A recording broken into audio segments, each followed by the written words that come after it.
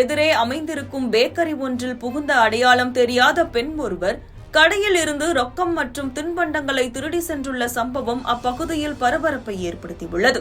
சேலம் மாவட்டம் ஓமலூர் அருகே பொம்மியம்பட்டியைச் சேர்ந்த பிரபாகரன் என்பவர் சேலம் பெங்களூரு தேசிய நெடுஞ்சாலையில் தீவட்டிப்பட்டி காவல் நிலையத்திற்கு எதிரே பேக்கரி ஒன்றை நடத்தி வருகிறார். இக்கடையில் பொம்மிடியைச் சேர்ந்த நவீன்குமார் தங்கி பணிபுரிந்து வருகிறார்.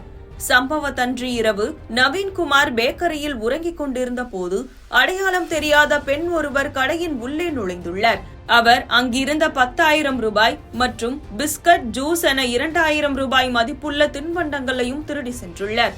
இந்த திருட்டு சம்பவம் குறித்து தீவட்டிப்பட்டி காவல்துறையினர் வழக்கு பதிவு செய்து சிசிடிவி காட்சிகளை கைப்பற்றி விசாரணை மேற்கொண்டு வருகின்றனர்.